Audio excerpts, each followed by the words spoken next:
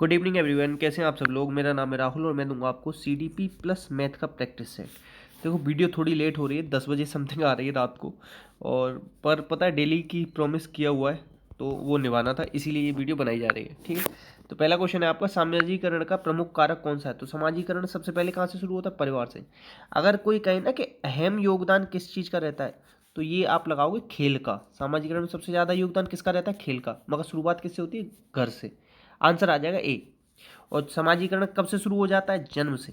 ये भी याद रखना, ठीक है। नेक्स्ट, बायगोत्स्की के अकॉर्डिंग पूछ रहा है, सामाजिक सांस्कृतिक सिद्धांत पर कौन सा आधारित है। तो बायगोत्स्की ने क्या दिया था? सामाजिक सांस्कृतिक सिद्धांत। एक तो ये चीज याद रखना, इसने जेड पी डी का कॉन्सेप्ट दिया है, ये याद रखना। इन्होंने ही मेक बिलीव प्ले ये कॉन्सेप्ट दिया है, ये भी याद रखना। इन्होंने 3 प्रकार की स्पीच बताई, इनर स्पीच, प्राइवेट स्पीच और एक और है कोई, वो दिमाग से उतर रही है। Social speech, inner speech, private speech, हाँ 3 ही है। देखो ये रेसिप्रोकल टीचिंग का भी कॉन्सेप्ट इन्होंने दिया। इसमें 4 स्टेप है, क्वेश्चनिंग, क्लेरिफाइंग, प्रोडिक्टिंग, समराइजिंग। ठीक, अब देखो इन्होंने ये दिया है, बहुत सारे लोगों को लग रहा होगा सर ये सांस्कृतिक ये वाला दिया है ना इन्होंने सांस्कृतिक, मगर एक चीज़ देखना, यहाँ निरपेक्ष लिखा है और इन्होंने दिया है सांस्कृतिक सापेक्ष, निरपेक्ष नहीं आया, इसलिए ये गलत है। ठीक है, अनुकूलन की बात तो पावलोव करता है, ये हट जाएगा। अंतर्दृष्टि कौन है? गेस्टाल्टवाद, बर्दीमर, ये हट जाएगा। आंसर आ जाएगा बी। नेक्स्ट, नेक्स्ट है कोहलबर्ग के अनुसार वह स्तर जिसमें बच्चे की नैतिक दंड के भय से नियंत्रित रहता है। तो देखो स्टेज दिए इन्होंने 6, लेवल दिए 3। लेवल को क्या कहते हैं? स्तर। ये चीज़ याद रखो। इनकी एक छात्रा थी कैरोल गिलगन, जिसने इसे क्रिटिसाइज किया था। ये क्वेश्चन बहुत आता है, क्यों किया था? क्योंकि कोहलबर्ग ने केवल मेल्स पे ही प्रयोग किए थे। तो ये इस तरह इसका पूर्व नैतिक अवस्था। ठीक है, और इसने किसको फॉलो किया था? इसने फॉलो किया था प्याजे को, ये भी याद रखना। इन्होंने 10 से लेकर 16 वर्ष के बच्चों पर प्रयोग किए, ये भी याद रखना। एक जेंडर, एक है जेंडर कॉग्निटिव थ्योरी, ये इन्होंने दी है। ठीक है, एक जेंडर स्कीमा थ्योरी है, वो एस.एल. बेन ने दी है। ये कॉग्निटिव जेंडर कॉग्निटिव थ्योरी किसने दी है? कोहलबर्ग ने, ये भी याद रखना। आंसर है इसका ए। आंसर क्या है? ए। नेक्स्ट, नेक्स्ट देखो, एक छात्र कक्षा में निम्नलिखित लक्षण दर्शाता है, पढ़ाई को लेकर चिंता, खराब शब्दावली, याद करने में कठिनाई। तो ये सब क्या है? तो देखो रचनात्मक छात्र तो हो नहीं सकता। क्रिएटिविटी क्या दिखाएगा? जो बच्चा याद ही नहीं कर पा रहा है। मतलब ऐसा भी नहीं है कि याद नहीं कर पा रहा तो क्रिएटिव नहीं हो सकता, मगर ये क्रिएटिव नहीं है। ये क्या है? सीखने की अक्षमता है, लर्निंग डिसेबिलिटीज की बात है। आंसर आ जाएगा सी। आंसर क्या आ जाएगा? सी। नेक्स्ट, सीखना कब समृद्ध हो सकता है? सीखना कब समृद्ध हो सकता है? जब वास्तविक दुनिया के उदाहरणों को क्लास में लाया जाए और एक दूसरे को अंतःक्रिया के द्वारा ही सुगम बनाया जाए। आंसर आ जाएगा ए। अब देखो और क्यों सही नहीं? शिक्षक विभिन्न प्रकार की व्याख्या पे फोकस नहीं करते। आंसर आ जाएगा ए। आंसर मैंने बताया आपको इसका ए। नेक्स्ट, नेक्स्ट है, एक बालक अधिक सीखता है। कब सीखता है बच्चा अधिक? जब क्रिया करके बच्चा सीखता है। व्याख्या वाली बात सबसे पहले काट देना, ठीक है। आंसर आ जाएगा डी। नेक्स्ट, बाल केंद्रित शिक्षा शास्त्र का अर्थ क्या है? तो बच्चे के अनुभव और उनकी आवाज़ को प्रमुखता अगर दे रहे हो तो बाल केंद्रित शिक्षा है। और इसमें केंद्र बिंदु में कौन रहता है? बालक। बालक का तत्सम क्या है? बच्चा नहीं, सॉरी वो छोड़ो, सॉरी हिंदी की चीज क्लास याद आ रही है। आंसर आ जाएगा इसका सी। अच्छा एक चीज याद रखना, बच्चा का तत्सम होता है वत्स, ये सुबह पढ़ाया था ना, ये दिमाग में चल रहा था। आंसर आ जाएगा सी इसका। नेक्स्ट, बाल केंद्रित शिक्षा का समर्थन निम्न में से किस विचारक द्वारा किया जाता है? तो बाल केंद्रित शिक्षा पे कौन जोर देता है? तो बाल केंद्रित पे देते हैं जॉन डीवी। अब एक चीज याद रखना, इनकी एक किताब है डेमोक्रेसी एंड एजुकेशन, एक और है हाउ वी थिंक। अच्छा, तर्क शक्ति के इन्होंने 5 सोपान बताए हैं जॉन डीवी ने, ये भी याद रखना। इनका ही शिष्य किलपैट्रिक, कौन है? किलपैट्रिक, ये भी याद रखना। आंसर आ जाएगा सी। ठीक है, अब स्किनर की अगर बात करें तो स्किनर कौन है? व्यवहारवादी। एक चीज याद रखना, इसने ऑपरेंट कंडीशनिंग, इंस्ट्रूमेंटल कंडीशनिंग दिया है, चेनिंग शेपिंग का कॉन्सेप्ट इसी का है। ठीक है, ये भी याद रख सकते हो। और एरिक एरिक्सन ने क्या दिया है? चाइल्डहुड एंड सोसाइटी नाम की किताब लिखी है। और मनोज सामाजिक सिद्धांत दिया है, जिसमें 8 स्टेज बताई हैं। आंसर आ जाएगा सी। नेक्स्ट, प्रथम कक्षा किसे माना जाता है भाषा शिक्षण की? तो घर को माना जाता है, सी। अच्छा, भाषा शिक्षण के जो 4 स्टेप है, लिसनिंग, LSRW, ये याद रखना। 4 कौशल है ना भाषा कौशल। आंसर है सी। नेक्स्ट, एक ऋणात्मक मौखिक कौशल कौन सा है? तो ये सुनना है। कौन सा है? सुनना। आंसर आ जाएगा सी। अच्छा, आज एक क्वेश्चन पढ़ रहा था डाल्टन, तो डाल्टन मिस, ये जो डाल्टन है ना, तो इनका जो सिद्धांत है वो बच्चों के लिए नहीं है, ये भी याद रखना। ये क्वेश्चन आज ही सीखा है मैंने, तो मैंने कहा आपको बता दूं। नेक्स्ट, अब देखो लड़का और लड़कियों में विशेष, लड़का लड़कियों के विषय में निम्न में से कौन सा कुछ कथन दिए गए, कौन सा सही है? लड़कों को घर के बाहर कार्यों में सहायता करनी चाहिए, लड़कों को घर के कार्यों में सहायता करनी चाहिए, ये सही है। क्यों? क्योंकि बाकी सब ना रूढ़िवादिता को सिखाए, सभी लड़कों को विज्ञान और लड़कियों को गृह विज्ञान, गलत बात।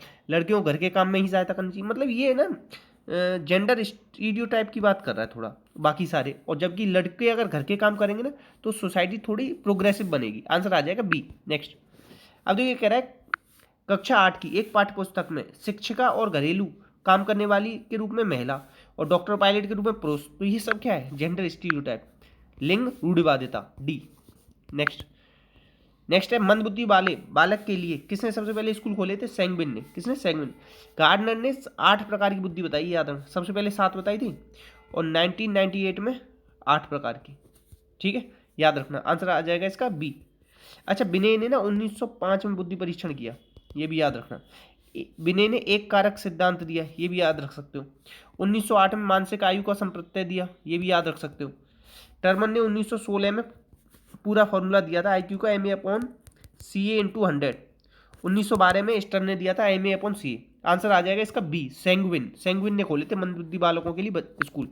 नेक्स्ट, अधिगम के लिए कौन सी धारणा उपयुक्त है? तो अधिगम ना सुधार योग्य होता है, अटल नहीं होता है, फर्क नहीं पड़ता, निंद, ये सब नहीं। आंसर आ जाएगा डी। नेक्स्ट, अच्छा ये कह रहा है कि राष्ट्रीय दृष्टि बाधितार्थ संस्थान NIVH, बहुत बार पूछा गया, इंपॉर्टेंट लगा लेना। ये कहाँ पे? देहरादून। ऐसे देखो, जिसको दृष्टि नहीं होगी ना तो उसे सब हरा हरा ही दिखेगा। आंसर आ जाएगा सी। आंसर क्या आ जाएगा? सी।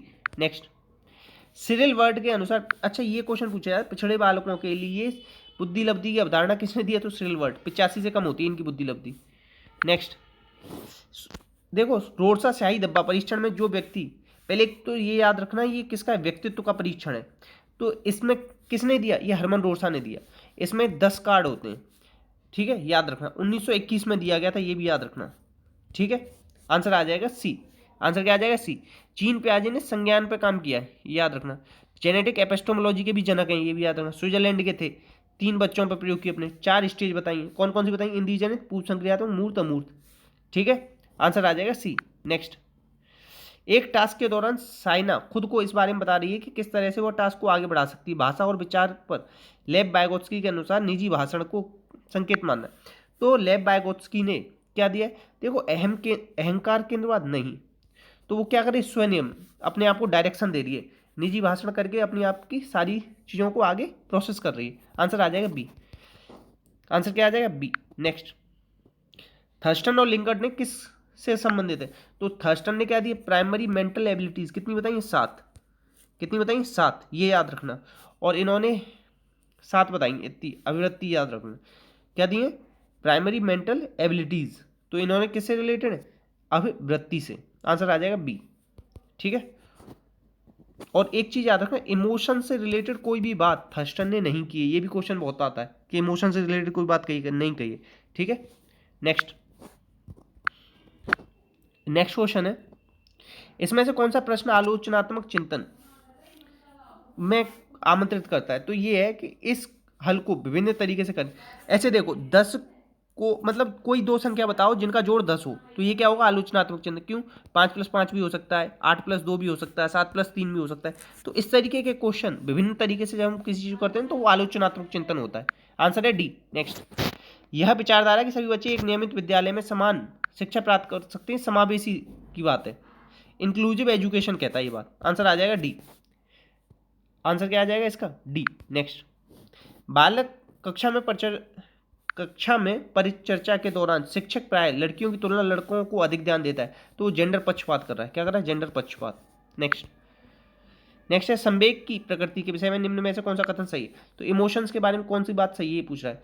अच्छा, गोलमैन ने ना सबसे ज़्यादा काम किया है इमोशंस पे, ठीक है। इमोशनल इंटेलिजेंस नाम की एक किताब भी है गोलमैन की, ये भी याद रखना। और सबसे पहले इमोशंस की बात किसने की थी? जॉन मेयर और पीटर साल्वे ने। तो देखो, संवेगों को ना नियंत्रित किया जा सकता है। ऐसे देखो, एक, अच्छा मेरी जो भतीजी है, अब वो कभी कभी ना क्या करती है, मतलब अगर कोई बाहर वाले आ गए तो उनके सामने कोई भी जिद करने लग जाएगी, तो मम्मी और दादी उसकी समझाती है कि ऐसे बाहर वालों के सामने नहीं रोते हैं। तो ये वो क्या कर रहे हैं? उसके संवेगों को नियंत्रित कर रहे हैं। तो आंसर आ जाएगा डी, नियंत्रित किया जा सकता है संवेगों को। नेक्स्ट, फ्राइड के अनुसार हमारे मूल्यों का आंतरिकरण किस में होता है? तो ये होता है पराहम में। अब पराहम को क्या कहते हैं? सुपर ईगो, ठीक है। इन्होंने क्या दिया था? मनोविश्लेषणवाद। अगर पूछ ले विश्लेषणवाद किसने दिया था तो वो युंग ने दिया था। ठीक है, युंग ने अंतर्मुखी, बहिर्मुखी और उभयमुखी 3 व्यक्तित्व बताए और इन्होंने सामूहिक अचेतन मन का प्रत्यय दिया है और इन्होंने वर्ड एसोसिएशन टेस्ट दिया है जिसमें 100 शब्द बताए, 1910 में दिया था ये। ठीक है, ये भी याद रखेंगे, आंसर आ जाएगा सी। अच्छा, प्रारंभ में 3 साल के बच्चे में शुरू हो जाता है, 3 साल से, ये भी याद रखना। इदम क्या है अपना, इद जो होता है मतलब जानवर प्रवृत्ति कहते हैं, एनिमल टाइप। ठीक है, आंसर क्या है इसका सी। अच्छा, मनो लैंगिक सिद्धांत भी दिया है फ्राइड ने जिसमें 5 स्टेज बताई, ओनल, एनल, फेलिक, लेटेंसी, जेनिटल। फेलिक में आते हैं इलेक्ट्रा और ओडिपस कॉम्प्लेक्स, ये सब याद रखना। और इरोस थानोटोस का भी कॉन्सेप्ट दिया है फ्राइड ने। इरोस मतलब क्या होता है, जीवन मूल प्रवृत्ति, थानोटोस मतलब मृत्यु मूल प्रवृत्ति। आंसर आ जाएगा सी। नेक्स्ट नेक्स्ट है इसमें समायोजन से क्या होता है, समायोजन से ना आवश्यकताओं को संतुष्ट किया जाता है। ठीक है, आंसर आ जाएगा डी। नेक्स्ट, अब देखो ये कह रहा है कि एक व्यक्ति को परीक्षा में कुल अंकों का 45% प्राप्त हुआ, 40 अंकों से फेल हो गया, उत्तीर्ण होने के लिए 55 चाहिए, मतलब वो 10% कम लाया। 10% की वैल्यू है कितनी, 40, तो 100% की कितनी होती, 400। तो ये कह रहा है कि इससे परीक्षा में अधिकतम अंक, परीक्षा के अधिकतम अंकों का मतलब 400 का इतना परसेंट निकालना है। तो इतना परसेंट मतलब 35 दूनी 70, 140 और 400 का 147% निकालना है। ठीक है, 147/4, 35 दूनी 70, दूनी 140 प्लस 7, 147/4 और परसेंट के लिए नीचे आ जाएगा 100, 400 से 400 कट जाएगा, आंसर क्या आ जाएगा 147, सी। नेक्स्ट, अब देखिए कह रहा है एक व्रत में अंकित एक आयत, एक व्रत में अंकित एक आयत कि 2 आसन हो जाए, 5 और 12, ये 5 ये 12, तो ये बता रहा व्रत की त्रिज्या। तो देखो 5 12 ना, तो ये क्या हो जाएगा 13। अब देखो डायमीटर इसका जब 13 है तो रेडियस क्या हो जाएगी आधी, तो 6.5 आ जाएगा, आंसर आ जाएगा बी। नेक्स्ट, अब ये कह रहा है कि देखो 6% की हानि होती है किसी वस्तु को बेचने पर, 64 रुपये अधिक में बेचता है ना तो 10% का लाभ हो जाता है, तो 10 और 6 16, 16% की वैल्यू 64, तो 100% की क्या हो जाएगी 16 चौक 64 बराबर 400, ए। नेक्स्ट क्वेश्चन है आपका, 490 रुपये को ABC में इस प्रकार बांटा जाता है, ABC कि ए का हिस्सा बी के हिस्से से आधा और सी के हिस्से से 3 गुना है, मतलब ये 1 है तो ये 3 गुना है और बी का आधा है तो ये 6 है। ठीक है, तो इस तरीके से अनुपात में आ गए, 6 3 9 और 1 10, 10 की वैल्यू कितनी देगी 490, तो 1 की वैल्यू क्या आ जाएगी 49, तो ये कह रहा है सी का हिस्सा, सी का हिस्सा तो एक ही था ना, तो आंसर क्या आ जाएगा 49, ए। तो देखो प्लीज़ शेयर करना, सपोर्ट करना, वीडियो अच्छी लगी हो तो लाइक करना। देखो रात को 10 बजे आपके लिए वीडियो बना रहा हूँ ना, तो थोड़ा सा केयर करना। इसी के साथ अपना ध्यान रखना। जय हिंद, जय भारत।